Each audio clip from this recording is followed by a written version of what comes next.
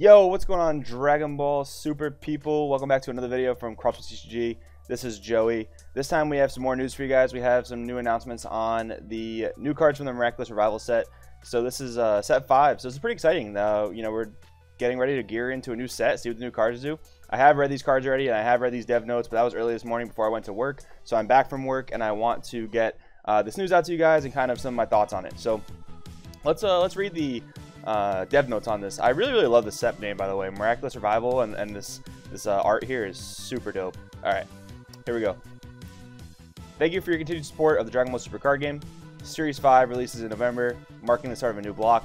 That does not imply any form of set rotation, guys. They happen to just call sets, they happen to call sections of sets blocks. So like, I believe set 3 and 4 were both overrealm blocks, and like everything in between that were overrealm blocks. So that does not automatically imply any type of rotation or anything like that. So keep that in mind, guys. They have specifically stated they do not intend to start any type of rotation in this game yet. So don't be afraid. All right.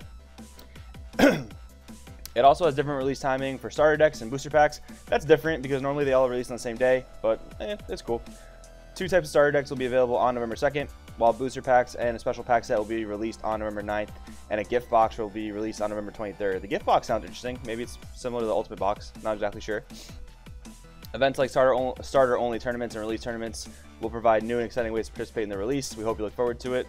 That's super dope. Super looking forward to that. Before we explain the underlying game design concept for the set, there are 3 points to go over. 1. Game speed. Kill turns. Following the rules of Series 1, by observing play at events, we realized that players were playing more carefully and with far more tactical deliberation than we had anticipated.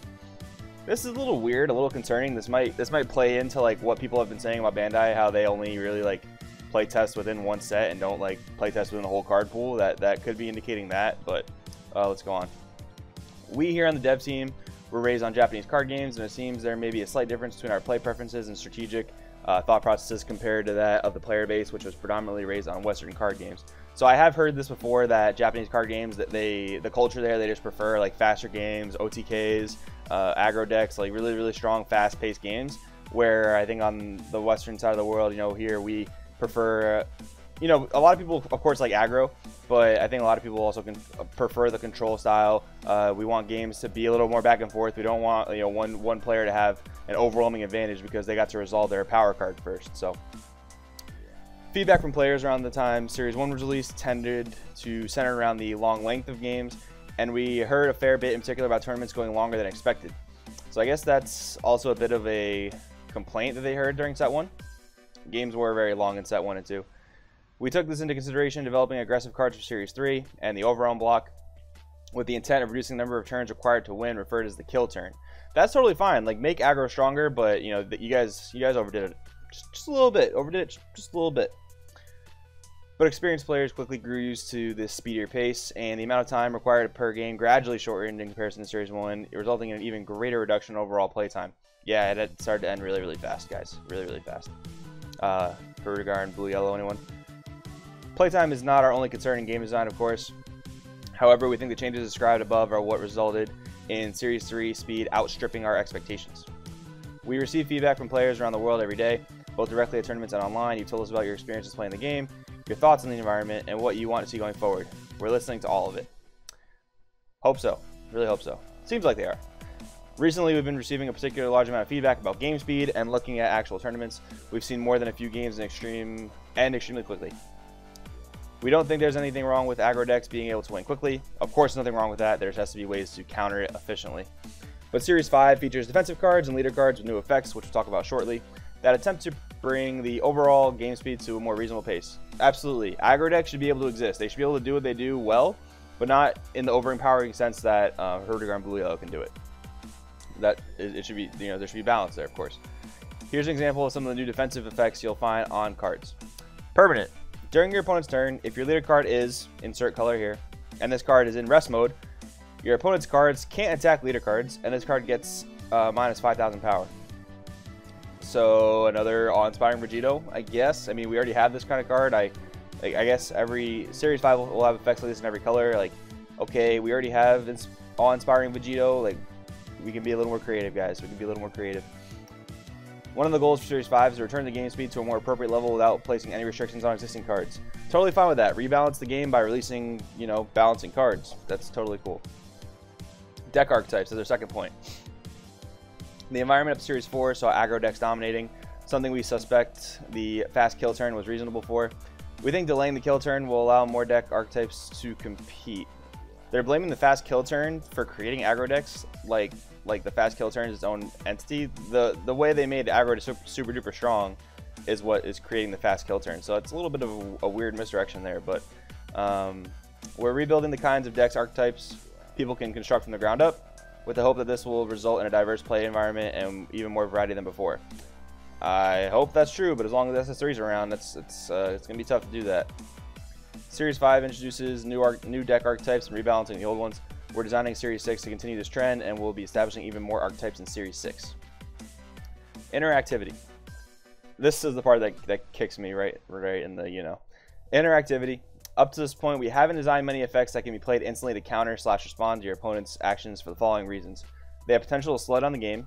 Okay, but that's what people want, so that's not a great point. Related to the above, we wanted to convey the feeling of Dragon Ball's fierce and fast-paced battles. That's super cool, but leave that to the aggro decks. You know, there are plenty of decks that should be controlling the game, especially green, that just is all about, you know, blowing up battle cards. There should be ways to do that, and you can't just have effects that like just activate, plop, do something really crazy. It's not good, and they do touch on that, but ways to counter that would be nice. New players may get the impression that the game is difficult to play if counter reactive cards become commonplace. That's just like that's just not a great reason. Like if you're into the game, you're mostly coming from a place of liking Dragon Ball in the first place and enjoying TCGs. It's not going to be a huge barrier to entry, I don't think, as long as you guys get your counter timing windows on point. This 2 counter timing window thing is still stupid. Luckily, it's not super relevant right now because Ballerz isn't super relevant right now, but it's really dumb. They need to just cut that out.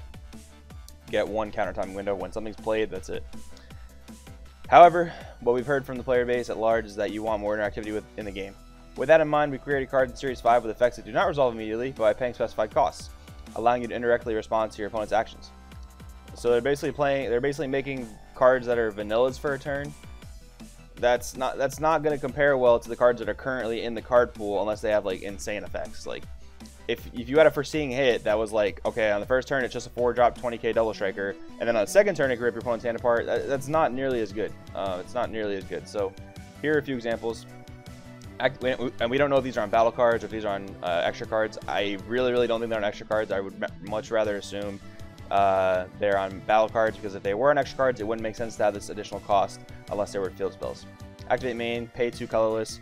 Your opponent has 4 or more battle cards in play. That's the activation condition. Choose all of your opponent's battle cards with energy costs of 4 or less, ignoring barrier, and KO them.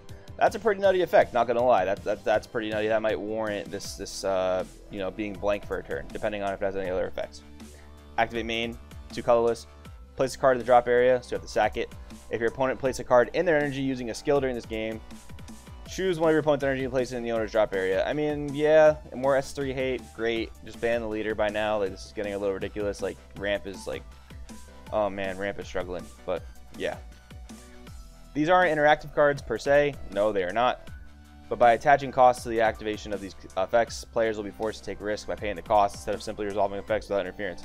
It's a step in the right direction, I guess. But like, come on, guys, Bandai, you're just like, well, we heard what you want, but here's this thing that's like pretty different. So like, you know, you could have just, you know, gave us what we asked for, and I hope it does move in a direction towards that, but we'll see, I guess.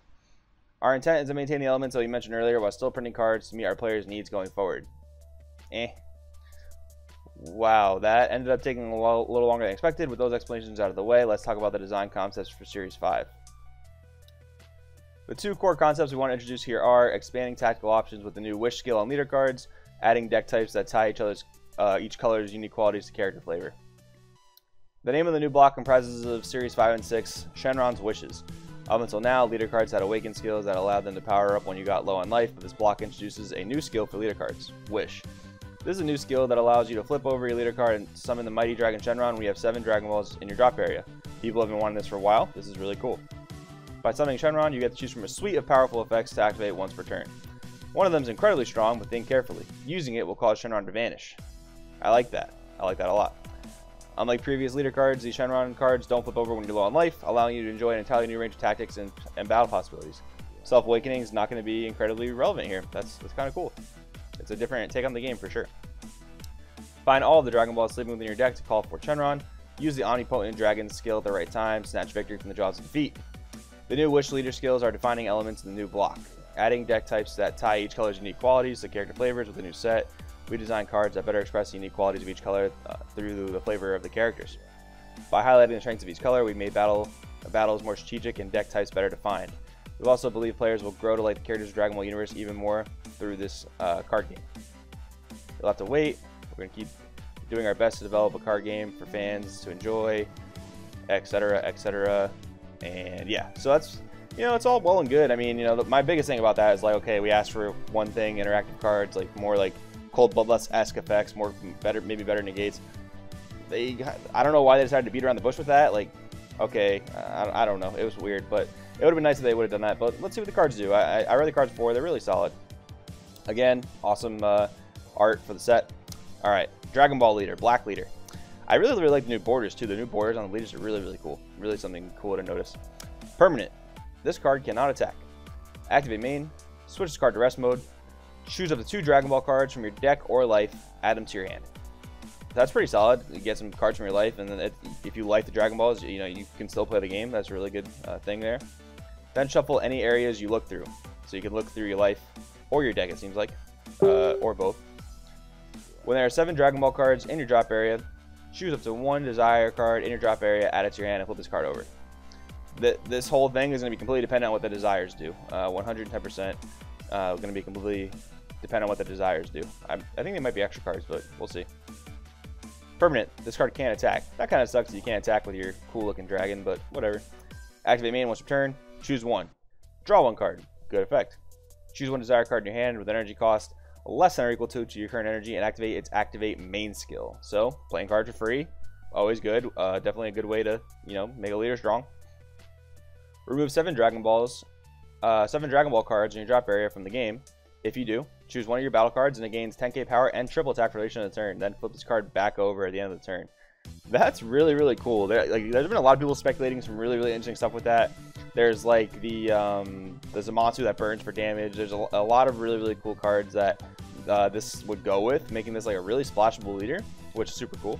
And I think it's like a really powerful effect that you only get one time. So I think it's relatively balanced as long as, like, you know, they don't make some kind of way to get the Dragon Balls back in your drop area or anything like that. But yeah, no, that's a really cool leader. Really excited about that. Sorbet, the Misspelly boy. They oh man, they did Sorbet dirty. All right, once per turn, when one of your battle cards attacks, it gets 5k power for the duration of the turn. Then choose up to 1 Dragon Ball card from your deck or life and add it to your hand. Then shuffle an area as you look through. It's a pretty solid effect, not gonna lie. When there are 7 Dragon Balls in your drop area, choose up to 1 Desire card in your drop area, add it to your hand, flip this card over. Frieza, Resurrected Emperor. That's cool. I'm not sure how many cards in the game that go from like one character to a completely different character on the Awakened side. Activate main, once per turn, choose 1, draw 1 card. Choose 1 yellow or black Desire card from your hand with energy cost less than or equal to your current energy and activate its Activate main skill. Remove 7 Dragon Ball cards in your drop area from the game. If you do, choose a total of 2 of your opponent's battle cards and energy and switch them to rest mode. And this card gains 15k power for the duration of the turn. Then flip this card over, so your leader becomes ginormous and you rest down, tap down their stuff. And this leader can play Cold Bloodlust. Pretty solid all around, I would say. Dragon Ball Secret Bulma. Activate main once per turn. Choose up to 1 Dragon Ball card from deck and place it in your drop area. Then shuffle your deck. It's not a +1 or anything like that. It's a -1 from hand, but you keep card economy overall, and you get your effect going, like your strategy to awaken your leader. Not bad. Dragon Ball, the card itself, the card that this whole thing revolves around. All right, Dragon Ball. You can include as many copies with Dragon Ball in your deck as you like, as long as the total number does not exceed 7. Makes a lot of sense. Would have been cool if they released like card art with like a 1-star Dragon Ball, 2-star Dragon Ball, all different card arts with the same card. That would have been really cool. If your leader card is a Shenron card, draw 1 card. So I guess it only works. Does that work on the backside of Sorbet as well? Sorbet is a Shenron on the backside as well. Okay, cool. So it's a way that if you draw them, they cycle through the deck, but only for Shenron leaders. So that's not bad. That's not bad at all. That's really cool. And that's all the spoilers we have so far, guys. Yeah, so I'm really excited for the set. Honestly, it's something new to the game. It's always exciting when something like kind of revs up the game. I hopefully with what comes out in the set, we have some meta shift, because the cards have to be good enough in order to cause some kind of shift in the meta. People can experiment and playtest all they want, and I am 100% going to be playtesting the crap out of the set when all the cards are released. But the cards have to be good enough to warrant it. In my opinion, with things like SS3 being around, that might be hard to do, but we've barely seen any of the set. I'm really excited about it. Let me know what you guys think about these spoilers and Wish and the mechanics and all this stuff. Let me know what you guys think about that down in the comments below.